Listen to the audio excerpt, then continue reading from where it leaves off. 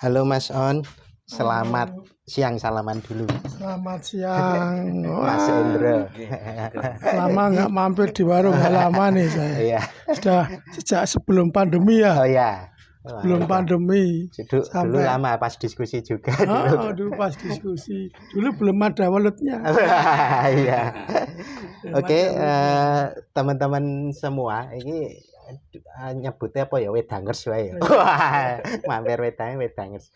Jadi saat ini kita kedatangan tamu spesial, Mas On sama Mas Indro. Wah, beliau ini di dunia literasi puisi itu udah sangat wow. Sudah sangat wow gitu. Jadi nanti kita akan ngobrol-ngobrol santai dengan beliau, dan kebetulan Mas On ini sebenarnya nggak kebetulan sih, jadi memang direncanakan ini. Mungkin pas merencanakannya itu di awal itu ya nggak direncanakan karena pas COVID kan waktu COVID, itu. Nah, itu nggak direncanakan, tapi setelah itu Kak buat puisi. Nah, ini ada buat nanti cerita-cerita. Tapi ngobrol dengan Mas On, Mas Indro, nanti kita perlu prolog dulu. Jadi nanti cerita dulu ya, karena kalau mendengar Mas On itu saya pasti Tembi, Rumah Budaya itu, lalu Sastra Bulan Purnama, puisi gitu. Nah, nanti Mas Indro ini kebetulan saya baca editornya yang puisi ini ya Mas. Nanti cerita-cerita prosesnya juga. Tapi mungkin Mas On cerita dulu lah, biar teman-teman juga tahu, sebelum kita ngobrol-ngobrol ini, asalnya dari mana Mas On ini? Memang Jogja asli atau mana? Saya Jogja asli. Oh, Jogja Saya asli. lahir besar dan tinggal di Jogja di Jeron Beteng. Nah, orang kan nggak mikir kalau saya orang Jeron Beteng. Oh. Orang Beteng, orang lahir di dalam Beteng Keraton. Oh gitu. Tinggal di sana sampai saya dewasa. Oh. Baru pindah tahun 88 atau berapa gitu. Woi, tapi udah lama ya pindahnya. Udah 80-an. lama, 88, 89 saya pindah dari daerah Jogja. Nah, Joteng mana? Ya maksudnya kalau Kadipaten Kidul. Oh, Kadipaten. Jadi Taman Sari masuk gitu. Oke, daerah. Jadi orang tidak menduga kalau saya itu orang Jogja, dikiranya orang mana gitu. Lalu masuk ke dunia aktivisme sampai sekarang dunia sastra puisi itu, saya sebetulnya singkatnya dulu gimana itu? Tahun 80-an itu di Jogja kan sedang tumbuh penyair-penyair muda. Ya. Sejak tahun 60-an, 70-an itu, 70-an terutama itu tumbuh penyair-penyair muda di Jogja, sejak angkatannya Ainun Najib, Linus Suryadi Age dan lain-lain itu kan tumbuh tahun 70-an sampai terus berkembang sampai 80-an. Saya itu generasi 80-an, 79 80. Oh. Ainun itu 70-an, saya yang 80 kan gitu loh. Bersama teman-teman kayak Indra Tranggono, kayak Bambang Widiatmoko kan gitu loh. Itu yang muncul tahun-tahun 80-an. Tahun 80-an. 80-an. Lalu tahun 80-an bergelut di dunia sastra dan jurnalistik karena saya kerja di koran, di harian Berita Nasional waktu itu. Apa Mas? Harian Berita Nasional. Namanya? Ya. Oh. Yang kemudian jadi Bernas itu. Oke. Gitu. Itu tahun 80-an itu sampai 87 gitu. Nah, terus pertengahan 80-an saya sama teman Isti Nugroho itu membentuk satu kelompok studi. Ya. Studi sosial yang kita namakan Palagan itu kelompok studi mahasiswa. Nah, di Jogja mulai tumbuh, tapi ada kelompok studi yang basisnya di luar kampus. Itu namanya lembaga saya ini. Jadi teman-teman aktivis mahasiswa diskusinya yang nggak di kampus di tempat saya ini. Palagan itu. Namanya apa tadi? Kelompok studi sosial Palagan. Oh gitu ya. Nah, angkat kawan-kawan dari UI, dari UGM, dari filsafat itu diskusi di situ setiap bulan. Kita diskusi tiap bulan. Kan nama tempat ya? Atau pembien? Palagan itu kan monumen Palagan Ambarawa itu. Nah, kita namanya kan Palagan, nggak tahu kok dulu namanya Palagan mau peperangan atau gimana gitu. Nah, kelompok studi sosial Palagan. Nah, dari situ banyak aktivis mahasiswa berkumpul berinteraksi. Oh. Nah, itu. Jadi saya kenal dengan para aktivis mahasiswa itu tahun-tahun itu ya? 80-an itu. Oh, oke. Ya kayak kalau sekarang kayak Rizal Malarangeng kan itu. Oh, ya itu satu zaman ya dalam arti satu era itu. Era gitu lah. Satu era kan gitu. Terus itu sampai sekarang teman-teman sudah mengambil pos yang berbeda-beda, ada yang masuk di partai, ada yang macam-macam gitu. Yang di LSM gitu. Nah, saya kan selain itu kan juga di LSM gitu. Tahun 80-an akhir sampai 90-an gitu. Apa dulu, Mas? Saya LSM-nya pertama di yayasan di Prakarsa. Kan gitu. Yeah. Kan itu terus beberapa pindah terus di Alucita, terus macam-macam. LSM garap program pengembangan masyarakat di banyak tempat. Saya memberi training kemasyarakatan, training dulu kan training pengembangan masyarakat untuk melakukan perubahan masyarakat, training seminggu gitu loh. Terus saya lama-lama berpikir, masa mengubah masyarakat trainingnya seminggu gitu loh. Kan absurd bagi saya. Enggak usah lah, enggak maulah trainingan gitu. Masa perubahan kok hanya seminggu kira-kira gitu loh. Kan harus panjang. Iya, gitu. Prosesnya ya. Prosesnya panjang. Lama-lama terus dunia aktivitas LSM itu menjadi berkurang karena semangat LSM dulu dengan LSM sekarang saya kira berbeda. Kalau dulu di tahun 80-an 70-an memang maunya alternatif dan melawan rezim betul kan gitu. Ada spirit positioningnya waktu itu memang melawan rezim ya. Melawan. Tapi orang-orang LSM yang maunya melawan setelah masuk di dalam rezim ya nggak bisa berbuat banyak juga gitu. Ya memang begitulah zaman selalu berubah. Kalau sekarang bersinergi. Sekarang bersinergi. Kalau nggak bersinergi jadi underbow kan gitu ya. Kalau underbow. Oke, sampai sempat saya ketemu sebenarnya pertama kali itu waktu di radio ya. Saya kan itu gimana itu, Pak? Saya kan jadi pengasuh talkshow di 2 radio. Mungkin agak dekat dikit, Mas. Pengasuh talkshow di 2 radio, satu di Radio Eltira, itu radionya LT, yang satu di Sonora. Nah, sering mengajak aktivis-aktivis LSM, para peneliti, para penerbit itu untuk membincangkan bermacam-macam persoalan, soal budayaan, soal politik, soal buku, macam-macam gitu. Terus suatu momentum ketemu dengan Mitra Wacana, salah satu partner kita, kan ada setiap minggu sangat kan gitu. lama ini, sangat panjang ya. Sangat panjang. Sampai sekarang masih itu, Mas. Sampai saya bosan jadi host itu.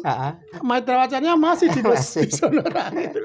Di Sonora dulu yang cari narasumber dan narasumbernya sering yang tanggung jawab di Mitra Sugeng ini kan gitu. Lalu ketemu di situ. Nah, terus kalau soal nulis puisi memang saya tahun 80-an itu sudah ngirim puisi di banyak media. Oh, sejak tahun 80-an dulu kan.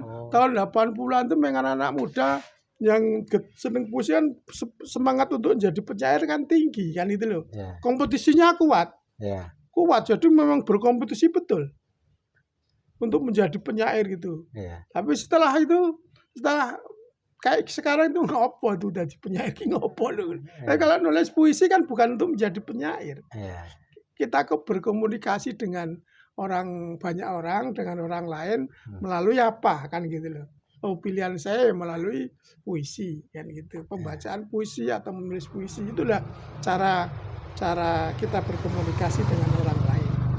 Nah, makanya ketika pandemi ini, sebelum pandemi saya sudah nerbitkan buku puisi juga. Yang pertama itu buku puisi judulnya Mengenali Jogja. Itu puisi tahun 2012 yang saya tulis tahun 80-an sampai ini saya terbitkan. Lalu puisi yang kedua setahun sesudahnya kayaknya itu judulnya Pastor Menikah. Kan gitu. Lalu puisi ketiga 2015 saya terbitkan lagi Obituary. Orang-orang yang sudah pergi. Saya menulis tentang orang-orang yang saya kenal, paling tidak orang yang saya berinteraksi, kemudian saya tulis jadi puisi. Ada Umar Khayyam misalnya, ada Linus, ada Bakti Sumanto, ada Gus Dur kan gitu loh. Oh. Nah, itu saya tulis terus di bawahnya ada keterangan misalnya Umar Khayyam budayawan kan gitu, lalu lahir tanggal berapa, meninggal tanggal berapa kan gitu loh. Ya. Notnya di gitu. Nah, itu buku ketiga. Lalu ada buku juga kumpulan esai yang diberi judul, editornya selalu kawan saya ini Indra Pusobo itu selalu mengeditori buku saya. Judulnya Membaca Tanda. Kemudian pandemi ini di rumah, saya banyak di rumah, kemudian saya pengen nulis apa kalau pandemi. Saya pengen bercerita tentang dunia kawan-kawan penyair di tengah pandemi. Persahabatannya. Lalu saya nulis novelet gitu. Saya tulis kira-kira hanya 2 minggu ya kalau nggak salah. 2 minggu itu judulnya Penyair di Tengah Pandemi. Ada berapa bab itu? 10 atau 15 bab ya. Terus saya serahkan Indra jadi buku kan gitu loh. Jadi buku. Nah, terus bulan Februari ini karena masih pandemi dan istri saya positif COVID, gitu loh. Saya negatif, gitu loh. Tapi akhirnya juga tertular positif meskipun OTG. Saya harus di rumah, enggak pergi-pergi. Saya isoman. Anak saya isoman di tempat sendiri, istri saya di rumah sakit, saya di rumah sendiri. Meskipun tak bergejala, tapi saya harus menjaga supaya tidak berinteraksi dengan orang lain. Nah, di tengah itu kemudian saya selama isoman ini saya nulis puisi aja kan gitu loh. Saya nulis puisi kira-kira dapat berapa puluh gitu yang kemudian saya terbitkan ini. Saya serahkan Indra dalam keadaan masih isoman, saya kirim ke Indra. Saya kirim ke Indra, aku punya kan gitu loh. Lalu sama Indra diberi pengantar, diterbitkan menjadi buku ini. Oke, gitu. Ini ya, berarti ini yang terakhir ini ya, Mas? Ini yang terakhir. Isoman Ramuan Imajinasi ya. Saya bikin ini selama isoman itu saya menulis puisi menghayati tentang hal-hal yang saya alami dan saya imajinasikan gitu loh. Saya alami, kan gitulah. Pengalaman orang, saya kira juga orang yang isoman juga mengalami hal yang sama. Tapi mungkin orang nggak menulis, saya menulis kan gitu loh. Kan yang menulis, imajinasinya tentu berbeda-beda. Gitu. Oke, nanti nyambung ke Mas On lagi. Saya tertarik karena Mas Indro ini dari sekian bukunya Mas On itu yang ngedit ya, istilahnya editornya lah ya. Itu gimana ceritanya, Mas? Atau ada pengalaman seperti apa? Apa yang membuat Mas On kok percaya sama Mas Indro ini tolong itu jadi editor nih gitu. Ya, sebenarnya karena kami bersahabat sejak lama ya. Sejak tahun 99, dan persahabatan kami itu, pertemuan-pertemuan kami itu selalu lebih banyak berkaitan dengan tulisan dan diskusi. Nah, jadi karena banyak berkaitan dengan tulisan dan diskusi itu, paling tidak saya jadi mengenal Mas On dari sisi perjalanan pikiran, dari tulisan-tulisan yang kita garap bersama itu. Nah, itu terbawa sampai saat ini, sampai sekarang. Sehingga ketika Mas On menulis atau dia membuat puisi atau apa itu, saya merasa lebih mudah untuk mencoba mengenali prosesnya maupun gagasan-gagasan pokoknya begitu. Sehingga ya itu membantu saya untuk mencoba mengolah buku itu sebagai editor. Dulu awal ketemunya tahun 99. Itu waktu kami bersama-sama mengerjakan majalah. Di waktu itu saya di Satu Nama, Mas On di Tembi. Nah, tapi majalah itu kita kerjakan bersama, di saya dan Mas On berdua gitu. Nah, itu lalu berlanjut sampai sekarang punya untuk urusan tulisan dan sebagainya begitu. Tapi Mas Indro sendiri ini memang di dunia penerbitan atau kesimpulnya seperti apa? Sejak SMA memang di dunia menulis ya. Jadi redaksi, lalu mengedit buku, menerjemahkan buku gitu. Lalu akhirnya sejak 2006 itu saya memang sempat di penerbitan, lalu pergi kemana-mana tapi urusannya dengan tulisan. Nah gitu, lalu akhirnya mulai 2015 saya fokus ke penerbitan gitu. Itu. Jadi memang sudah sangat familiar lah. Jadi waktu berinteraksi dengan Mas On itu klop gitu. Ya. Gitu. Cocok ya. Jadi kalau Mas On bikin tulisan gitu, kadang saya mengambil jarak itu mudah, lalu ini gagasannya ini gitu. Itu membantu sekali. Oke. Kalau proses sebagai editor itu dari sekian tadi berapa ya Mas? 5 apa 6 buku ya tadi? Yang saya edit itu 5 ya. 5. Gitu. Yang pertama 1 dan 2 ya. Karena yang pertama yang mulai ketiga. Oke. Mulai ketiga ya. Mulai ketiga. Oke. Nah, proses menjadi editor buku-bukunya Mas On itu gimana Mas? Kesannya gimana? Proses sebagai editor ya ini ya. Ini tapi gimana? Sebelumnya Hendra itu sudah ngeditori banyak buku. Oh ya. Bukan punya buku jauh sebelum buku saya dia udah ngeditori banyak buku dari dia kan memang mengelola penerbitan. Apa Mas namanya ininya? Saya ada Resist Book. Resist Book. Ya, ada Kunca Wacana. Dulu gitu. Resist Book kayaknya agak terkenal itu. Ya. Agak terkenal. Ya, kalau yang di Filsafat UGM biasanya kenal itu. Resist Book. Yang mimpin Resist Book. Ya. Oke. Ya gitu. Oke, kembali ke Mas On. Mungkin ini Mas, saya tertarik karena dulu ini waktu kita ketemu di radio ya, itu kan udah cukup lama ya. Lalu tadi sebenarnya mungkin Mas On sudah ya pengen di aktivitas yang lain gitu kira-kira. Nah, waktu itu gimana kok Rumah Budaya Tembi, lalu setelah itu ada sering ngadain acara Sastra Bulan Purnama. Dan itu rutin ya, kayaknya rutin itu. Saya datang beberapa kali sih, nggak semua, cuma sempat datang beberapa kali. Sastra Bulan Purnama itu kan di Jogja ini kan ada banyak penyair. Iya. Tapi tahun 2000 sekian, 2010 kesekian, itu kan banyak media yang tidak lagi memberi ruang terhadap sastra. Masih ada tapi tidak seperti tahun 70-an 80-an gitu. Kan tahun-tahun itu kan semua media memberi ruang sastra. Sehingga semua penulis itu memanfaatkan media itu untuk berekspresi sekaligus mencari duit di situ. Jadi mahasiswa dulu bisa bayar kos, bayar kuliah itu dari nulis itu kan gitu. Karena banyak media. Tapi setelah adanya era digital itu kan banyak media cetak berguguran. Terus ruang-ruang sastra dipersempit. Tapi sementara banyak penulis-penulis pada muncul yang bisa dipublikasikan oleh media sosial. Nah, saya melihat itu, lalu saya menulis status di Facebook mengomentari puisi-puisi teman-teman itu. Bagaimana kalau puisi itu dibacakan di Tembi?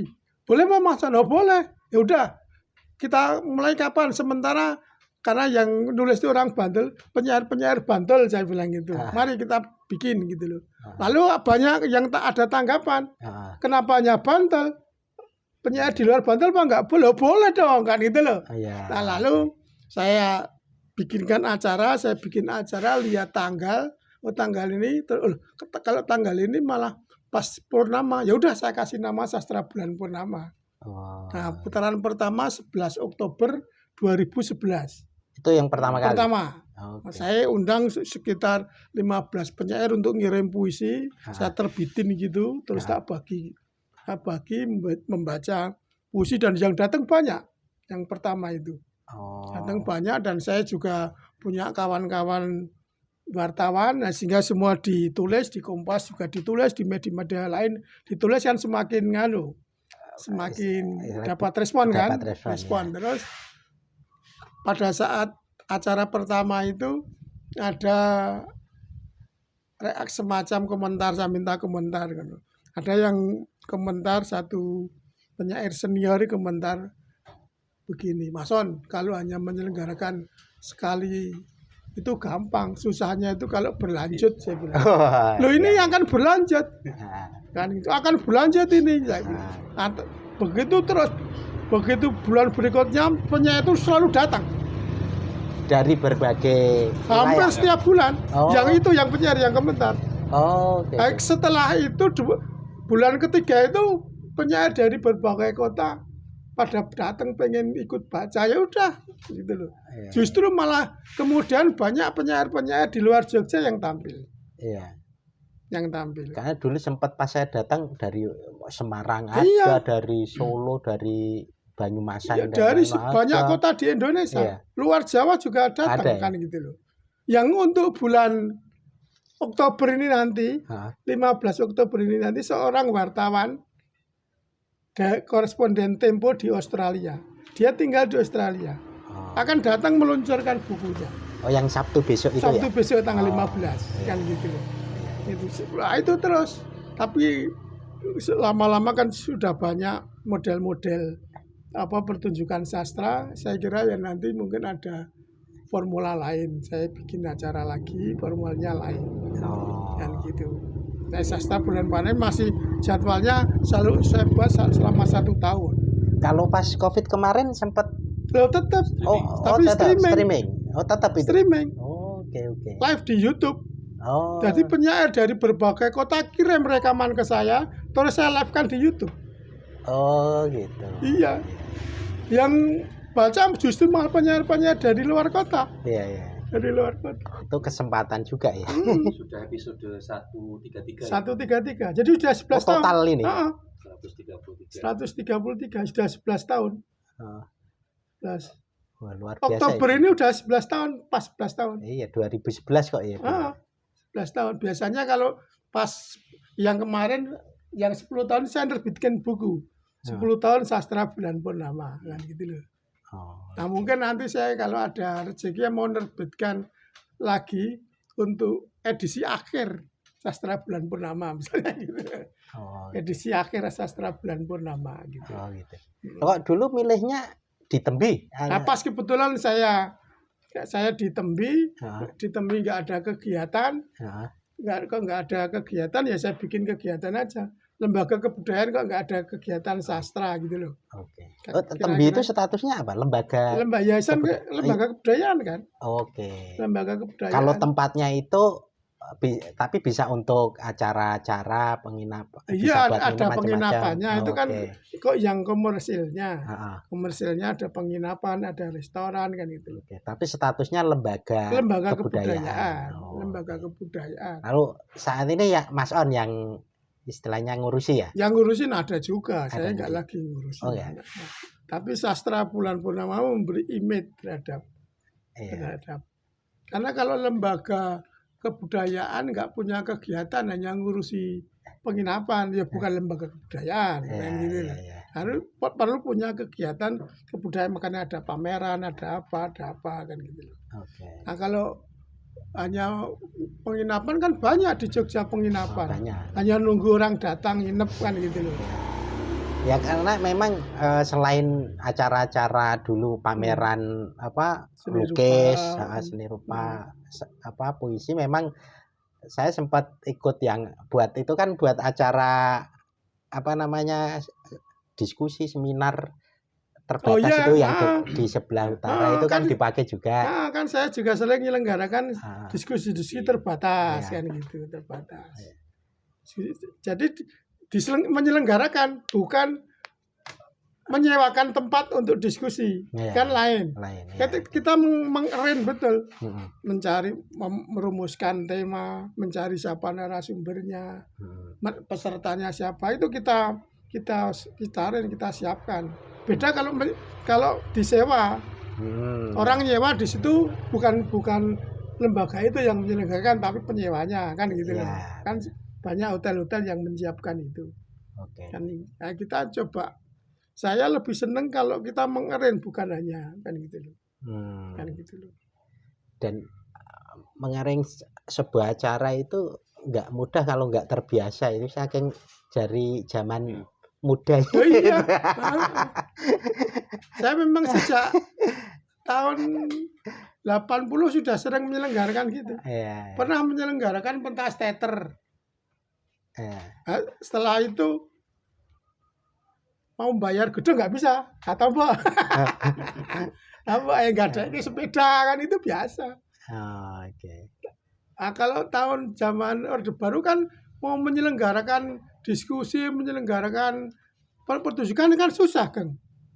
Oh gitu. Izinnya itu, wah izinnya itu berlapis-lapis. Sekarang aja ngelonyor kan gitu. Sekarang saking mudahnya lah. Saking Mungkin mudahnya. nggak izin nggak apa-apa. Nggak apa-apa kan gitu. Dulu izinnya itu susah. Pertunjukan itu harus dari RT RW kan itu toh. Nanti sampai apa dinas ada kesenian gitu loh. Nah, baru nanti ke terakhir ke Polres kan gitu loh. Seminar lain lagi harus lewat di Sotpol sampai Kodem kan gitu loh. Lain lagi. Ujiannya itu dan ribet. Itu proses itu dilalui ya?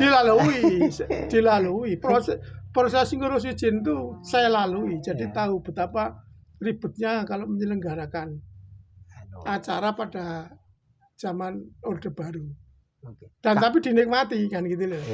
Kan itu berarti dulu kan terkenalnya kalau seniman-seniman yang di Jogja itu kan di Malioboro lah ngumpulnya, termasuk apa Cak Nun, lalu Edik macam-macam itu akhir tahun apa awal tahun 70-an. Oh, itu awal tahun 70-an, 70 sampai 74 75 gitu. Nah, itu di Malioboro itu mereka kumpul, nongkrong karena majalah Pelopor itu kantornya di Malioboro. Oh gitu. Kalau majalah Pelopor yang mempunyai rubrik sastra itu kantornya di Malioboro, redaktornya namanya Umbu. Nah, lalu para orang-orang aktivis yang aktivis di Pelopor itu di PSK Pesada Studi di Malioboro nongkrongnya, karena dulu untuk nongkrong enak karena apa situasi niaganya belum seperti sekarang. Oh gitu. Dulu sangat kultural dulu di. Kulturalnya jauh lebih kuat kan itu loh. Jadi untuk nongkrong tuh enak. Nongkrong itu anak-anak ini pada nongkrong di situ. Perupa dari isi apa dari asli nongkrongnya di situ. Orang UGM nongkrong kan gitu loh, ketemu di situ. Nah, para aktivis ketemunya juga di situ. Para aktivis di situ. Umbu Landu. Sampai tahun 75 dia kira-kira. Setelah malari dia kayaknya pas malari dia kayaknya pergi pindah gitu. Gitu. Itu di situ. Nah, tahun 80-an lain lagi, enggak di Malioboro. Tapi diskusi-diskusi sastra itu di rumah-rumah penyair gantian yang ngunduh. Kalau enggak di kantor redaksi tempat rubrik itu, misalnya di Bernas ada bisa diskusi di situ. Di masa kini ada rubrik insani diskusi di situ. Kalau enggak diunduh siapa yang mau ngunduh, puter gitu loh. Perubahannya sejak 74 75 itu berarti. Setelah itu karena apa? Kok bisa berubah? Berubah gimana? Maksudnya kalau di tahun awal 70-an itu pada ngumpul situ, setelah itu kok bergeser itu tadi tempatnya. Nah, itu karena apa? Kemudian kan Pelopor mingguan Pelopornya juga tutup. Oh, karena tutup. Pelopornya tutup, terus tahun 80-an Pelopor nggak ada, korannya kan pindah rubriknya di Bernas, di masa kini kan gitu loh. Nah, lalu diskusinya berpindah di rumah penyairnya, di mana di Godean, di Kota Gede kan gitu loh. Dan puter-puter gitu. Itu tahun 80-an itu gitu. Jadi pada saat itu gairah anak-anak muda itu gairah bersastranya kuat. Dan pada saat itu penulis itu nggak banyak seperti sekarang. Jadi sepertinya pilihan jadi penulis itu seolah-olah mewah gitu loh. Gitu ya. Beda gitu loh. Tidak semua orang mau jadi penulis gitu ya. Jadi, sekarang semua orang jadi sekarang penulis. semua orang jadi penulis. Medianya nggak ada. Medianya nggak ada. Media sosial, medianya sendiri-sendiri. Sekarang lalu orang nulis apa saja, bisa ngomong apa saja kan. Kan kalau dulu lalu ada seleksi yang ketat gitu loh. Kan ketat. Ya, saya kira itu menarik dan mungkin hanya beberapa orang yang tahu, mungkin orang-orang lama ya, tapi orang-orang baru dalam artian ini sejarah bahwa dulu ngumpul di Malioboro lalu enggak, itu ya mungkin jarang-jarang Mas. Jadi ini malah bisa tahu lah kalau itu. Nah, nanti mungkin bisa loncat-loncat ke sejarah tadi ya. Tapi saya mau mulai ke soal buku-buku puisi. Termasuk yang terakhir ini soal ini. Nah, puisi-puisi ini kan sebenarnya maksudnya mungkin sudah sense-nya Mas On itu pokoknya pengen lah puisi. Istilahnya bisa jadi itu bukan sekedar kalau tadi soal sekarang kan medianya terlalu banyak. Dalam arti banyak itu ya kalau nggak diterbitkan media besar ya terbitin di medsos atau indie bisa kira-kira gitu. Nah, dalam konteks kalau dulu itu kan bahasanya mewah itu tadi. Kalau sekarang itu terkesan nggak mewah, tapi orang geliat kalau lihat sastra bulan purnama masih besar. Apa yang membuat menggerakkan itu? Kayaknya masih asik, saya pengen buat puisi, masih berkegiatan di dunia puisi kayak itu. Kan masih banyak itu Mas, sampai sekarang yang Mas On lakukan dengan teman-teman itu. Itu gimana itu? Gairah menulis puisi itu banyak orang masih terlihat kuat.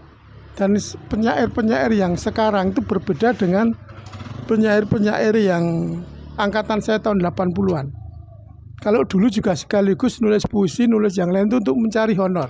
Kalau penyair sekarang mereka enggak loh. Mereka menulis puisi, mereka biayai sendiri. Tidak untuk menjadi penyair enggak apa-apa. Tapi mereka mengekspresikan melalui pilihan bentuk puisi. Dan itu terjadi di banyak tempat, bukan hanya di Jogja. Bukan hanya mahasiswa, justru banyak ibu rumah tangga, guru-guru, pegawai-pegawai.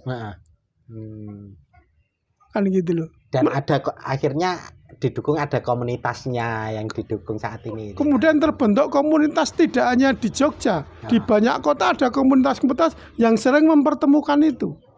Jadi persahabatannya jauh lebih kuat. Nah, dan puisi itu akhirnya menjadi media persahabatan. Orang saling kenal kan gitu loh. Dan menjadi kuat persahabatan antar penulis puisi ini.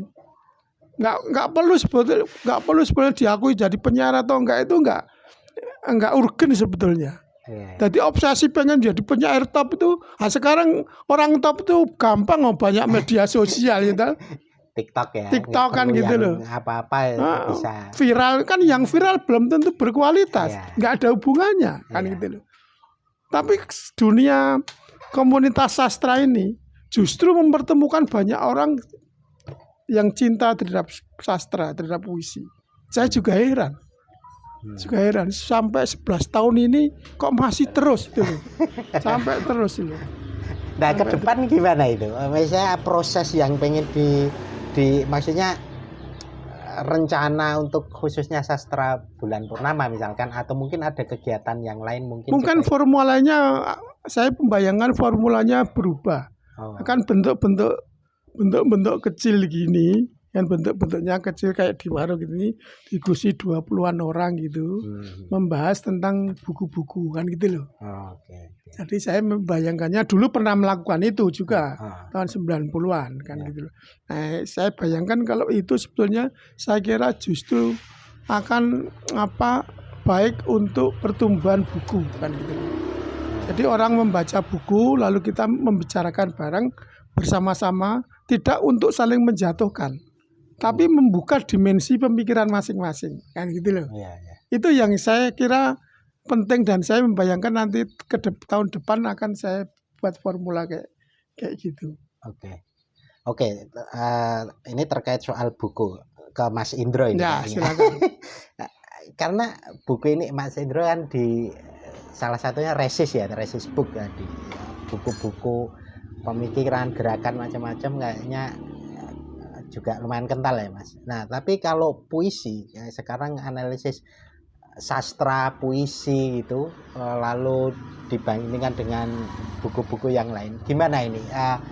Secara apa ya, dalam tanda kutip pasarnya itu gimana ini perspektif penerbit ini?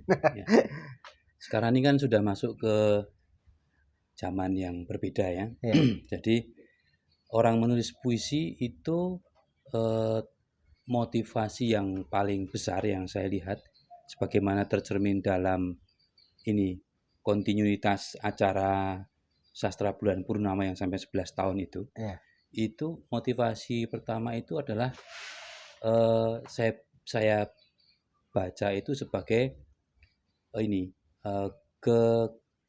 keinginan atau kemauan orang, para penulis, para penyair ini untuk berbagi cara baca terhadap realitas. Jadi puisi itu sebagai ekspresi cara orang membaca realitas, lalu diungkapkan di dalam puisi. Nah, dan motivasi mereka adalah membagikan cara baca itu. Dan bukan pertama-tama, saya menduga, bukan pertama-tama karena ingin menjual hasil karya, tetapi mau membagikan cara membaca realitas. Dan itu cenderung lebih lebih kuat, sehingga mereka orientasinya kepada produktivitas dan kontinuitas karya. Jadi lebih sering menulis, lebih sering membuat buku, menerbitkan antologi dan sebagainya. Meskipun dari sisi pasar ya, itu untuk puisi tampaknya tidak terlalu banyak istilahnya peminat umum gitu. Tetapi mereka diminati oleh memang komunitasnya gitu. Jadi memang berbagi dengan komunitas dan bersama-sama komunitas menerbitkan itu bersama gitu. Tetapi memang kalau orang memasuki produk-produk mereka itu ya terbantu untuk membaca realitas di wilayah lain atau realitas yang berbeda atau pengalaman yang berbeda dari karya sastra yang mereka buat gitu, dan kita bisa belajar sesuatu gitu. Itu yang saya lihat dari sisi pasar dalam arti ekonomi gitu ya. Itu memang tidak banyak gitu, tidak besar. Kalau dikombinasikan memungkinkan nggak? Karena kan beberapa kayak novel gitu, beberapa cerita itu kan disisipkan puisi-puisi, entah itu puisi sendiri atau mungkin ada temannya. Ada juga yang buku juga cerita atau karya lukis atau itu juga disisipkan. Yang model-model gitu gimana Mas? Ya model itu sekarang ada beberapa karya gitu Mas Yan jadi puisi rupa gitu ya, ada puisi rupa sempat diterbitkan juga. Jadi menulis puisi tapi juga ada pameran lukisan kayak gitu. Rupanya yang nulis puisi. Ya, perupanya juga puisi gitu. Okay. Jadi gabungan antara kompetensi sebagai penyair sekaligus sebagai perupa gitu. Nah, ya sama, dia kategori sastra begitu itu sama, tidak tidak terlalu besar pasarnya. Tapi itu sebenarnya juga dipengaruhi oleh kecenderungan umum ya. Kecenderungan umum sekarang ini kan kegemaran membaca itu kan semakin turun. Semakin sedikit orang yang gemar membaca. Jadi apalagi membaca buku. Itu semakin sedikit.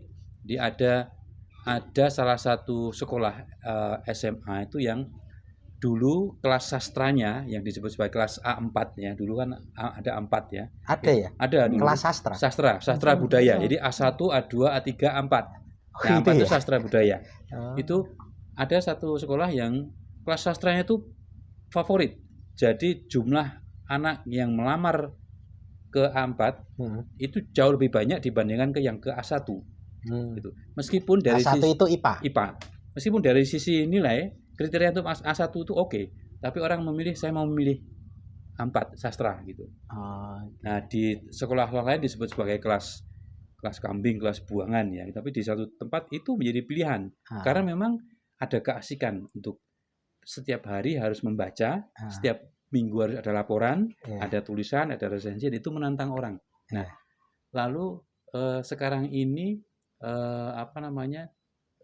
kegemaran anak atau siswa atau orang yang masuk ke sekolah itu semakin sulit. Gurunya juga menceritakan bahwa semakin sulit untuk mengelola semacam diskusi apresiasi sastra. Jadi kalau dulu itu semua jenis novel itu daftarnya dibuat, lalu orang dibagi. Ada yang satu buku warna tebal dibaca 2 orang, ada yang satu-satu, lalu bergiliran membaca, bergiliran presentasi analisis sastra. Sekarang ini susah.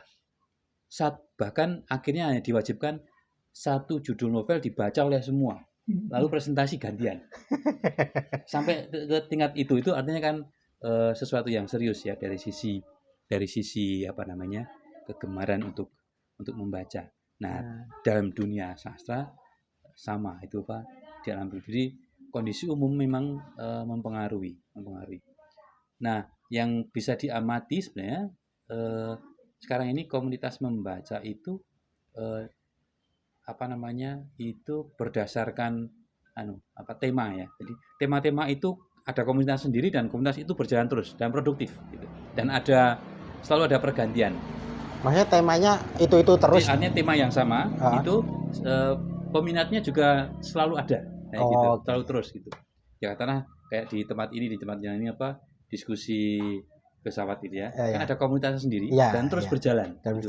Dan mungkin ada tambahan orang baru itu, tapi itu memang butuh yang masuk ke situ pasti orang yang memang akhirnya punya koneksi ya klik di tingkat minat gitu. Nah, itu semacam itu. Sama dengan buku-buku pikiran-pikiran kritis itu juga segmennya terbatas tetapi terus ada yang baru selalu ada kayak gitu. Mungkin di tema-tema lain kayak buku sastra, novel, puisi itu juga segmennya terbatas, tidak banyak orang, tetapi dia akan selalu ada terus sih gitu. Kemungkinan modelnya begitu. Ya, yang merawat ya komunitas. Jadi orang hidup dari komunitas. Gitu. Dan orang merasa produktif ketika berada dalam komunitas, dan dia ditantang untuk produktif belajar lagi juga oleh komunitas. Lalu komunitas itu kan menjadi ekosistem untuk seseorang kan, untuk pribadi yang memang dia punya concern dan komitmen di mengembangkan dirinya. Ya. Lalu jadi itu bisa menjadi komunitas ini kan, saling belajar, saling memajukan, saling mengembangkan, menjadi begitu. Jadi ekosistem khusus gitu kan. Jadi ada ekosistem tema-tema filsafat, tema-tema sastra, ada tema-tema sejarah. Itu ada komunitas-komunitasnya. Dan menurut saya itu hidup di beberapa tempat. Ya, karena dulu sempat di sini itu sempat masuk koran. Jadi yang ngeliput Mbak Sinta Aji itu, dari Tempo itu mewawancari teman-teman komunitas yang diskusi filsafat itu yang di sini itu. Lalu di Kogito itu ada di filsafat sini, kolektif akademia, sama yang di UI. Nah itu masuk koran, liputan khusus basisnya komunitas yang membicarakan soal filsafat. Nah saya kira sekarang juga basis yang merawat sebuah ketertarikan terhadap suatu bidang itu ya komunitas itu ya. Iya. Mau itu namanya stand up komedi itu juga ada komunitas. Dan Mas On ini dengan komunitas yang menyebar itu ya Mas, puisi, sastra itu sebenarnya terbatas puisi atau sebenarnya juga Mas On mungkin terbatas hanya puisi, sastra, cerpen, novel. Oke, cerpen, novel. Enggak terbatas puisi ya. Enggak, memang kebanyakan puisi, tapi cerpen juga ditampilkan. Besok itu ke novel Combelan Cerpen yang tanggal 15 ini. Oke.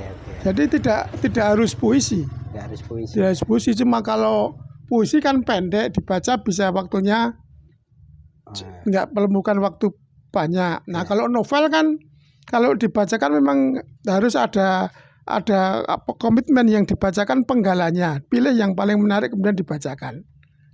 Kan begitu. Besok yang 15 Oktober itu juga saya minta dibacakan. Pilih yang paling menarik, waktunya paling lama hanya 15 menit, tidak boleh lebih. Kan gitu loh. Oh gitu. Nah, setelah itu bincang-bincang tentang buku itu. Nanti diakhiri pembacaan lagi. Kalau membacanya misalnya 1 jam kan lain. Habis kan itu pertunjukan khusus lalu kan gitu loh. Misalnya pas saya mendiskusikan buku novelnya Asyadi Siregar, lalu ada karena hadirin yang datang banyak itu belum banyak yang baca, diawali dengan pembacaan salah satu bagian dari novel itu dipilih kemudian dibacakan oleh Landung Simatupang kan gitu loh. Dibuka dulu dengan pembacaan supaya hadirin punya imajinasi tentang novel itu kan gitu loh. Nah, besok juga gitu dibacakan dulu supaya punya imajinasi tentang buku yang diluncurkan gitu. Tapi memang waktunya dibatasi. Diambil bagian-bagian tertentu. Kecuali kalau memang ini khusus untuk dibacakan, nah lain lagi. Lalu pertunjukan kan gitu loh. Pertunjukan sastra kan gitu. Nggak apa-apa juga kan gitu loh. Ya apa-apa juga. Oke, menarik karena sebenarnya soal tadi kalau disebut juga dulu ternyata ada A4 yang itu sastra dan apa Mas? Loh kan ada memang karena di tempat saya dulu sudah ada salah satu SMA di sekarang masih itu dipelihara. Oh ada. Dan dimaknai lain bukan buangan. Kalau di tempat lain memang buangan. Tapi di sekolah ini dimaknai ini adalah jurusan juga penting, nggak kalah penting dengan A1 dan kan gitu loh. Dan orang milih ke situ kan gitu loh. Dan biasanya yang di situ itu juga aktif di organisasi sekolah itu, lalu aktif di semua aktivitas kreativitas. Jadi ada pameran kreativitas, apresiasi sastra, pentas musik gitu kan, apresiasi musik ya kayak gitu biasanya. Jadi kreativitasnya malah tumbuh di situ. Saya juga ingat waktu SMP itu ada guru sastra, bahasa ngajar sastra. Dia itu bikin antologi puisi. Antologi sendiri yang dia kumpulkan itu. Dan saya masih ingat puisi-puisi yang dikumpulkan itu puisi dari Khairil Anwar sampai puisinya MH dan Linus. Itu saya tahun 70 berapa ya? Itu guru sastra itu sudah bikin antologi sendiri kalau dulu kan istilahnya dipakai gini apa itu stensil, lalu diklip kan dulu. Antologinya saya masih ingat judulnya Batu Dibakar Sepi kira-kira. Apa itu? Judul antologinya. Dan itu bentuk stensilan itu. Dan ini sedikit dari tahun 70-an, 80-an, penerbitan buku tidak seperti sekarang. Kita mudah menerbitkan. Dulu susah. Nggak bisa menerbitkan tuh stensil lalu. Kalau menerbitkan gini susah. Minimal harus 500 kan gitu loh. Offset mahal. Jadi penyair nggak bisa menerbitkan. Sekarang dipermudah. Nyetak mudah kan gitu loh. Teknologi sekarang memudahkan orang untuk mempublikasikan karyanya dengan berbagai macam bentuk. Media sosial, bentuk buku, bentuk kan gitu loh. Jadi itu cara, kalau tadi ini cara komunikasi para penyair menangkap realitas kemudian disampaikan ke publik. Gitu. Oke, Mas An. Oke, sekarang agak detail ke ini Mas. Salah satu buku terakhirnya Mas On ini.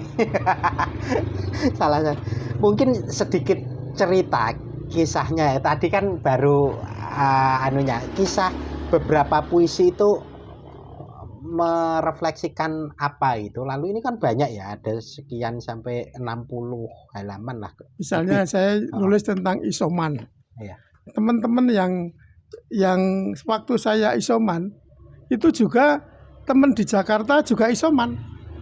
Lalu saya nulis ada temennya itu. Ada temennya. Misalnya waktu saya sedang isoman, Afnan Male itu juga sedang isoman. Dia nulis di Facebook bahwa dia sedang isoman dengan bahasa yang lain gitu loh. Lalu saya WA-an. Nah, kemudian saya nulis tentang isoman 1 itu untuk Afnan Male, kan gitu loh. Oke. Kan itu misalnya gini. Saya bacakan ya. Isoman 1 Afnan Male itu, kabar kamu unggah, janji kita tunda. Batuk pilek dan lelah singgah di tubuh renta. Kita saling isoman, berbagi kisah pada teman. Kita tunda ikut pertemuan, demi semua merasa aman. Kabar kamu unggah, Omikron di tubuh sudah lemah. Vaksin ketiga selalu menjaga, sehat menyertai tubuh renta. Nah ini untuk, ada juga penyair dari Jakarta, si Kurnia Effendi gitu. Itu juga isoman, nulis di Facebook gitu loh. Nah saya nulis juga isoman 3 itu untuk dia. Kurnia Effendi penyair di Jakarta. Dia banyak melakukan kegiatan keluar, banyak jawab, lalu dia duduk di rumah. Lalu saya tulis itu isoman 3 untuk Kurnia Effendi. Baiklah, kamu tinggal di rumah sambil minum vitamin, obat dan buah. Anggap saja membuat jarak sekaligus rehat. Yang menyenangkan, order tak pernah kendat. Baiklah, kamu tinggal di rumah seperti halnya aku dan kawan lain. Dalam sendiri berkarya tak lelah. Janji dan sepakat pindah online. Baiklah, kamu tinggal di rumah. Tak berapa lama order kembali melimpah kan itu. Termasuk saya yang belakangan itu juga nulis untuk Imam Aziz. Kan dia isoman.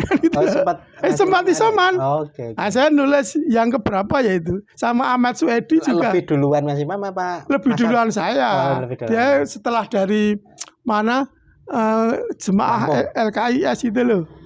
Dia setelah dari Lampung atau jemaah itu dia nulis. Nah, saya tulis isoman ke-7 itu untuk Imam Aziz. Karena dia juga sering pergi lah, kan gitu loh. Lalu saya tulis, rumah yang kamu huni sering ditinggal pergi. Saatnya kini menyepi bercanda anak istri. Lepas segala soal mengajakmu bertemu di luar. Rumahmu penuh rindu, bau keringat tubuhmu. Tak hilang segala rasa, menu makan enak adanya. Isoman seperti waktu senggang, mengisi waktu libur panjang, isi hari penuh hati riang, agar tidak galau si rindang kan gitu. Karena dia sering ditinggal. Nanti tak kasih tahu Mbak Rindang. Mbak ini loh ada puisi khusus loh. Kamu foto. Iya. Halaman berapa Mas? Halaman 23. 23 ya. Oke. Ada banyak teman yang padangannya saya tulis gitu loh. Misalnya soal ambulan gitu loh. Soal ambulan, waktu saya butuh ambulan susah gitu, lalu ada ambulan yang mensuplai gitu. Istri saya diantar gitu. Saya tulis judulnya juga ambulan. Suara ambulan memberi tanda jalanan padat mencair segera. Ambulan pesantren tulus membela, sepeser pun tak perlu biaya. Pulang diantar ambulan penuh doa, namanya menggunakan baptis segala. Seolah sedang menjalankan moral agama. Argo menunjuk bulatan angka. Ambulan baptis Protestan etika, pundi melimpah berkah dari doa. Pelayanan hanyalah kosakata kan gitu. Ini ada protes-protesnya. Ya kan gitu tuh. Saya bandingkan ini ada ambulan sama-sama, yang satu free, yang satu harganya hampir 1 juta kan gitu lah. Iya. Saya ini absurd untuk saya ini. Iya. Ini absurd ini kan gitu loh. Hidup ini memang absurd gitu loh. Ada yang tulus betul, ada yang kalkulasinya kuat. Tapi seolah-olah tulus. Berbagai macam, kalau istilahnya realitas itu kita tangkap, kita renungkan, lalu kita tuliskan menjadi puisi. Jadi cerpen juga bisa, tapi saya memilih puisi kan gitu loh. Memilih puisi. Asik ini. Mas Endro, sebagai editor, mana dari sekian puisi ini yang mungkin Mas Endro, wah kayaknya ini asik ini. Asik semua ya, tapi mungkin dari pilihan sebagai editor dari sekian ini yang kayaknya yang ini spesial untuk saya gitu istilahnya. Ada nggak Mas? Ya. Kalau spesifik mungkin enggak, tapi karena saya sebagai editor itu fungsinya zoom out. Jadi terhadap seluruh puisi ini saya zoom out. Jadi, zoom out itu supaya saya bisa mengambil jarak lebih jauh lalu melihat keseluruhan ini sebenarnya gerak apa ini gitu. Nah, makanya saya tulis di di pengantar itu, lalu saya beri judul subjek yang merekah dan melampaui. Nah, itu karena saya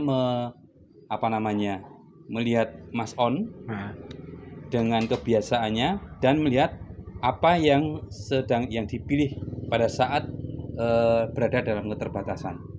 Mas On ini kan orang yang biasa jalan kaki. Iya. Jalan kaki sore itu kalau di FB kan sering posting. Beberapa terakhir sering diposting. Jalan kaki sore gitu kan. Nah, tiba-tiba disuruh isoman. Iya. Orang yang biasa melakukan aktivitas dengan berbagai macam aktivitas, berbagai komunitas, lalu isoman di rumah saja gitu kan.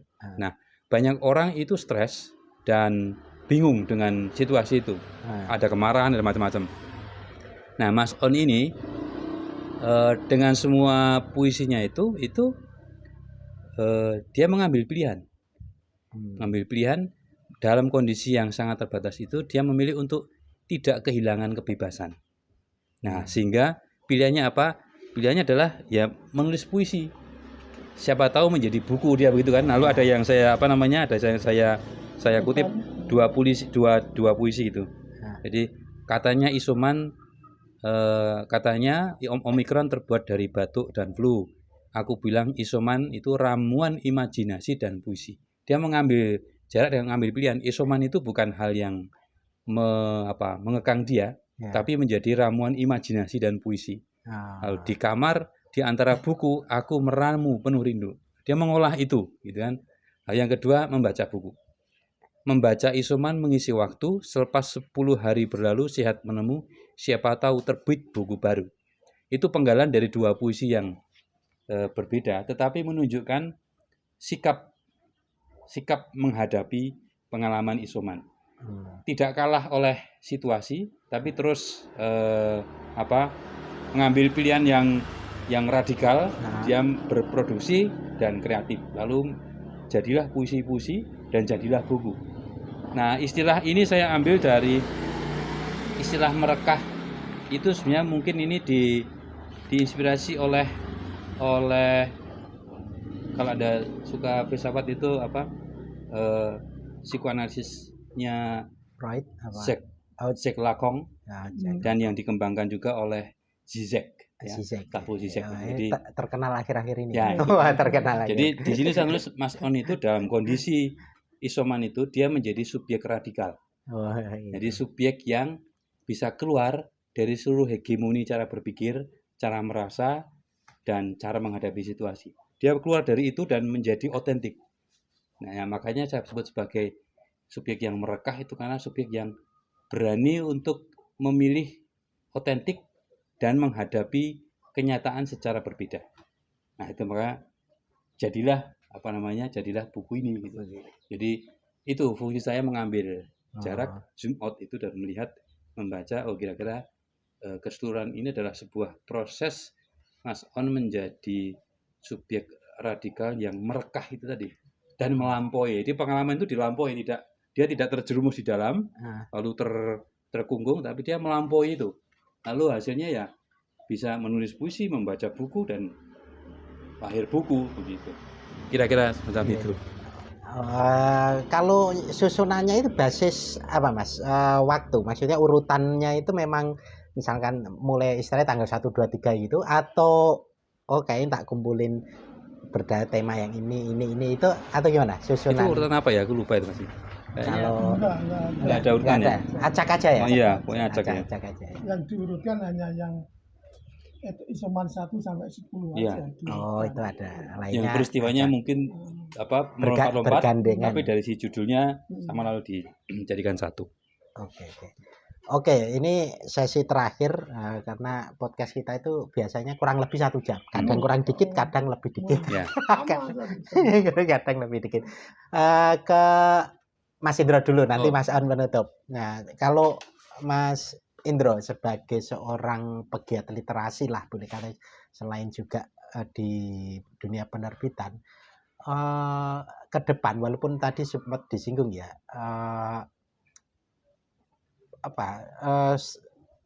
kepenulisan atau buku-buku sastra, puisi novel itu ke depan itu masih mendapatkan tempat yang spesial enggak sih bagi pembaca, dan secara bisnis pasarnya masih terjaga tidak gitu. Lalu cara merawatnya gimana itu kira-kira? Mungkin ya seperti saya katakan tadi, peminatnya itu masih tetap di komunitas ya. Komunitas itu masih tetap akan ada karena dia sejauh komunitas itu dia tetap berdinamika, dia tetap melakukan aktivitas-aktivitas berbagi pikiran, berbagi karya, saling mendukung, saling belajar, itu kan masih akan terus mendukung orang untuk terlibat dalam produktivitas, untuk menulis puisi, menulis novel, menulis cerpen kayak gitu.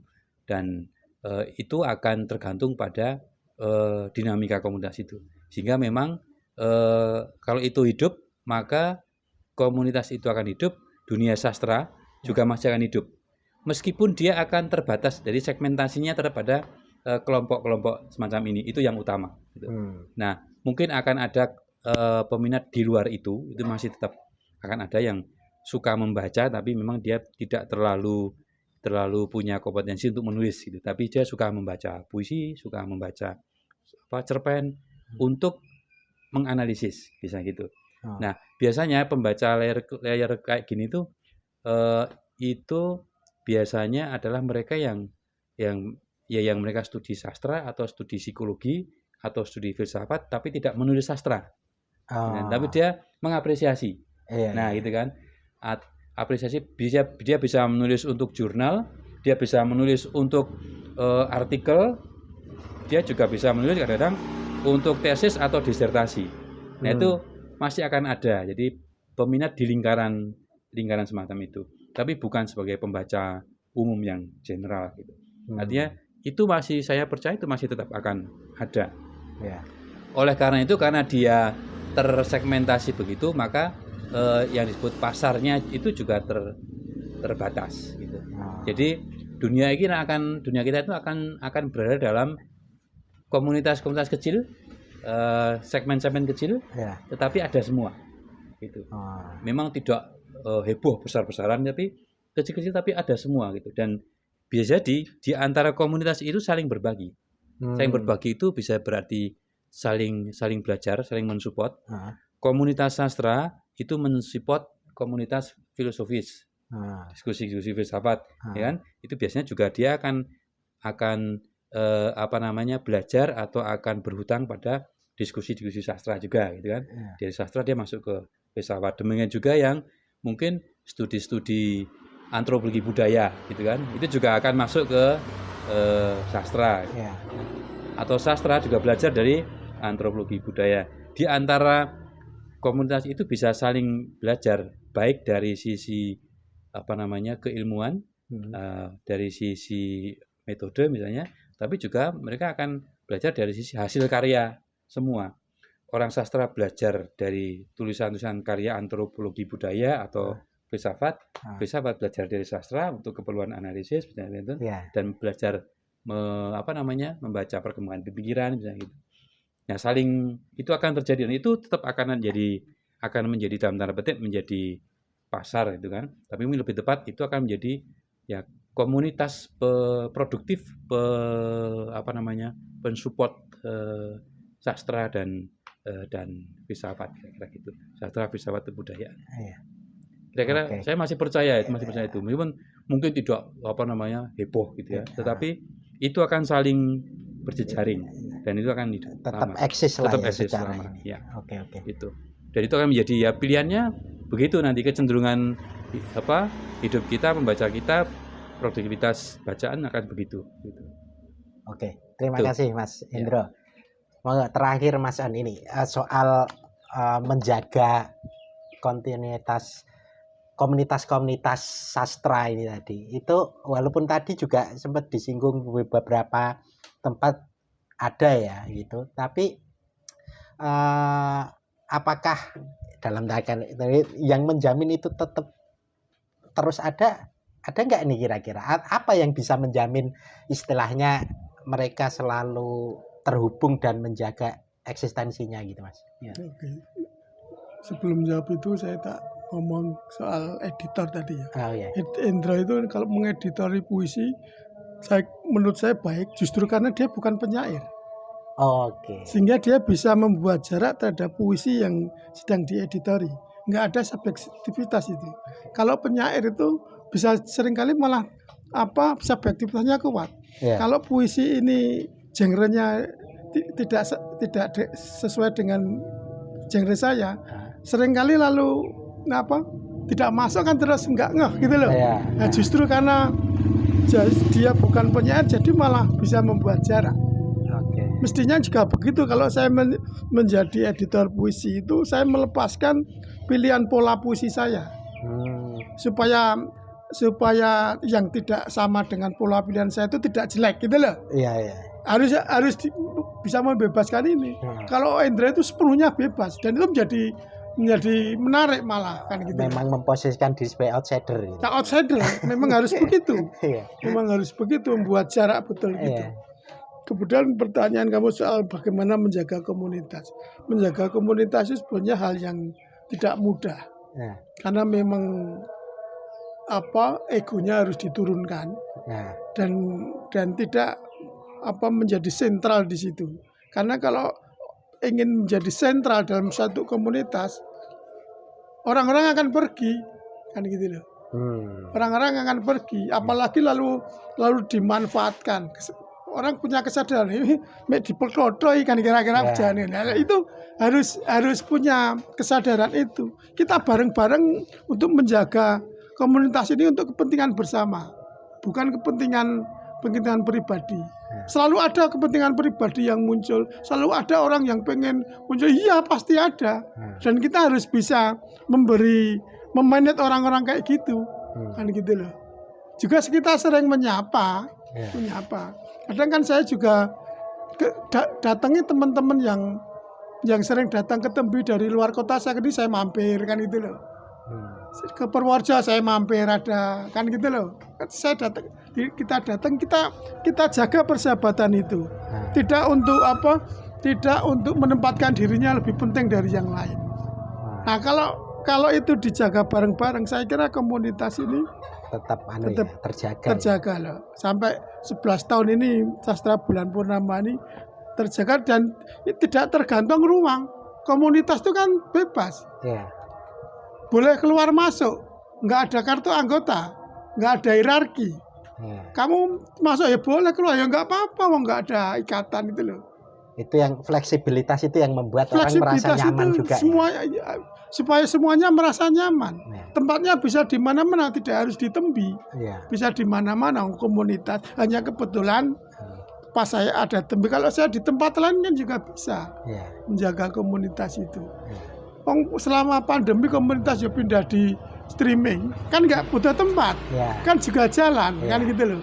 Artinya saya melihat kalau komunitas ini sebetulnya tidak terikat oleh tempat, bisa di mana-mana ini, kan gitu loh.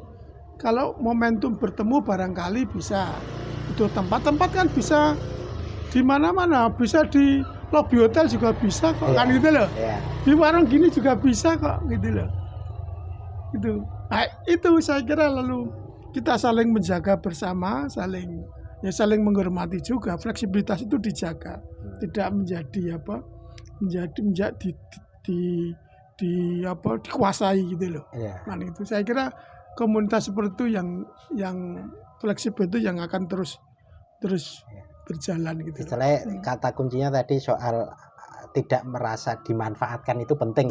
Menurunkan ego untuk istilahnya bukan mengayun tapi menjadi ruang bersama. Dari ruang bersama, ruang berkreasi bersama. Ruang-ruang egaliter. Ruang egaliter. Saling tanpa harus ngomong soal egaliter. Ini soalnya seperti itu. Ya itu yang juga nggak dipahami oleh banyak orang. Oleh banyak orang. Kan ada juga orang yang justru itu dipakai oleh kendaraan untuk kepentingan gitu loh. Iya. Itu akan terlihat orang juga akan akhirnya, walah kan itu, kan itu. Akan tahu, orang akan tahu gitu loh. Kita santai aja kalau kita gitu. Oke, Mas On, nah Mas Indro, saya kira diskusi ini cukup memberikan apa ya, informasi-informasi baru untuk beberapa hal sejarah tadi, dan juga memberikan mungkin kesadaran reflektif untuk menjaga komunitas juga agar tetap eksis. Gitu kira-kira. Dan saya senang sekali karena biasanya dulu yang wawancara saya Mas On. Iya ya. Dulu Dulu pewawancara saya ini bagus ini. Jadi Salam untuk ini podcastnya apa namanya? Apanya? Ini podcastnya namanya apa? Namanya Mampir Wedangan, tapi nama ininya Warung Halaman di YouTube-nya. Salam untuk kawan-kawan kampung halaman. Warung Halaman. Warung halaman. Jangan lupa tongseng belut. Ada aja. Oke. Ya, selamat menikmati obrolan warung halaman. Oke. Juga tehnya. Itu katanya. Oke, Mas On, Mas Indro, senang sekali bisa dikunjungi. Istilahnya mungkin semoga lain waktu bisa main-main lagi ke sini. Kalau mungkin pas ada diskusi kan sempet bisa main. Itu teman-teman mahasiswa S2 S3 biasanya, tapi S1 juga banyak yang ikut gitu. Tapi ya itu tadi, menjaga komunitas untuk ruang-ruang kritis, ruang-ruang reflektif, dan membangun kesadaran komunal untuk menjaga ya mungkin ketertarikan terhadap isu-isu tertentu. Mungkin itu, terima kasih teman-teman semua. Ini dengan Mas On, Mas Indro ini spesial bagi saya karena sudah lama sebenarnya nggak ngobrol intens. Dulu di radio masalahnya itu lumayan sering gitu, hampir dulu seminggu 2 minggu sekali lah gitu, kira-kira gitu. Oke, terima kasih ya Mas On, Mas Indro ya, selamat.